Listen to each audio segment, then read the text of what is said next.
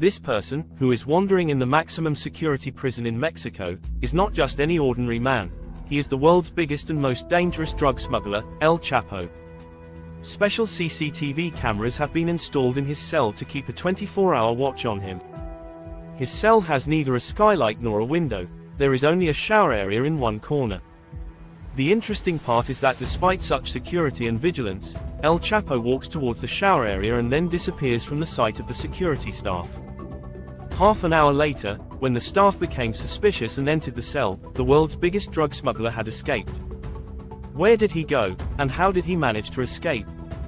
Let's take a look at the life of El Chapo and his escape in this video by Fusion Art. Welcome back once again. Born in 1957 in a small town in Mexico, La Tuna, El Chapo's real name is Joaquín Guzmán. But later, he started calling himself El Chapo. His habit of drug trafficking was inherited. His father, who was a small-time drug dealer, kicked him out of the house at an early age. El Chapo had no means of livelihood, and when he couldn't find any, he too began selling drugs. At just 15 years old, he started cultivating drugs himself. He chose isolated areas for himself and began cultivating marijuana there. Gradually, his drug trading grew to the point where major drug dealers in Mexico wanted to include him in their gangs. In the 1970s, he joined a drug trafficking gang named El Güero Palma. In this gang, he supervised drug smuggling.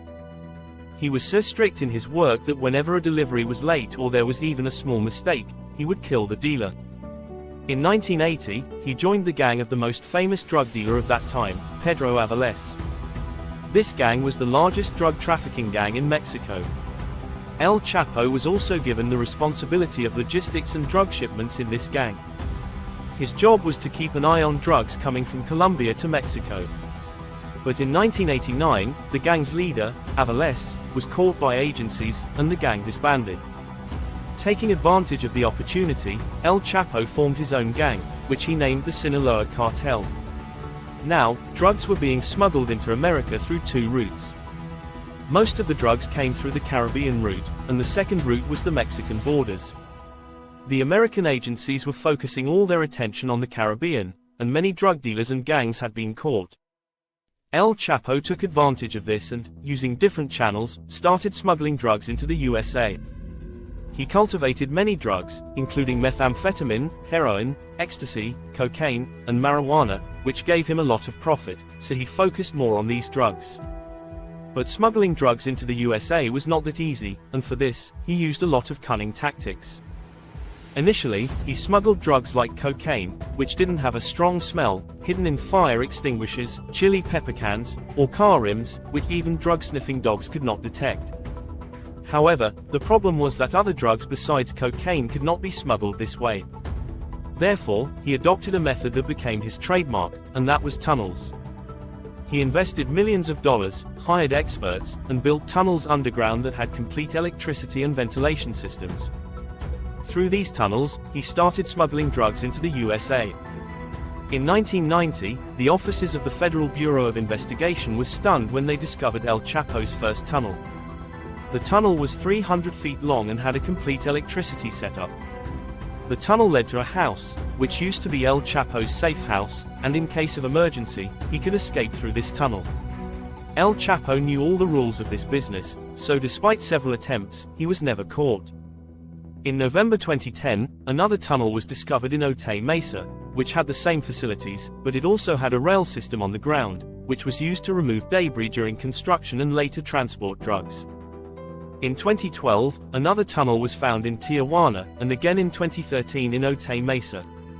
Given his remarkable skills, El Chapo and his gang began to be called the King of Tunnels.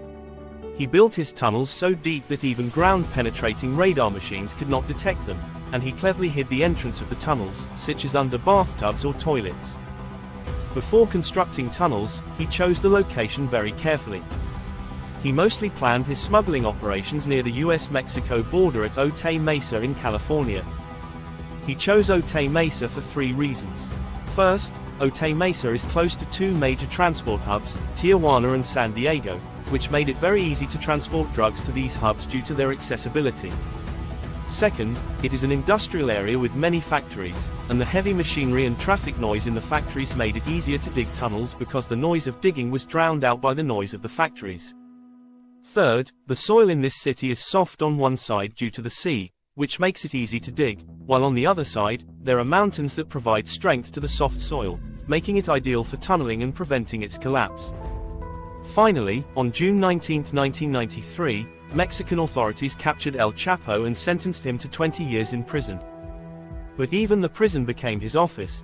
He bribed the jail staff to get all kinds of facilities and arranged business meetings to keep his operations running. In 2001, the Supreme Court of Mexico made a decision that made the prisoner exchange process easier between the United States and Mexico. El Chapo knew that due to drug smuggling in the USA, the US government would eventually have him extradited, and escaping from there would not be easy. Therefore, for the first time, he planned to escape from the Mexican jail. He bribed the jail guards with $200,000 and escaped by hiding in a laundry basket. For the next 13 years, he continued his tunnel and drug trade and other crimes without getting caught, keeping both the US and Mexican governments on their toes. However, after 13 years of effort, Mexican agencies finally found his exact location and raided his house. Even this time, he had made arrangements for his escape. He entered a secret tunnel under the bathtub in the bathroom, but the authorities did not let him go far and finally caught him once again. This time, he was sent to Mexico's most secure jail, Altiplano Maximum Security Prison, and kept under strict surveillance. But just a year later, on the night of July 11, 2015, while he was walking in his cell, he was last seen near the shower area at 8:50 p.m. In his cell, only the shower area was hidden from the camera's view. About half an hour later, when he was not seen on the camera, the lockup was opened to inspect the cell. By the time the guards went inside, El Chapo had already escaped. He had cleverly enlarged the drain in the shower area to dig a tunnel that connected to a larger tunnel below. This tunnel opened up to a nearby construction site, 1 kilometer away. It was 33 feet underground and 5 feet 7 inches wide, big enough for a person to pass through easily. However, this time, his freedom did not last long. On January 8, 2016, Mexican Marines raided his safe house in Los Mochis again, and after intense fighting, he was captured once again. This time, the American government did not want to take any more risks, so in 2017, the Mexican government handed El Chapo over to the USA, where he is serving his life sentence in a supermax prison in Colorado.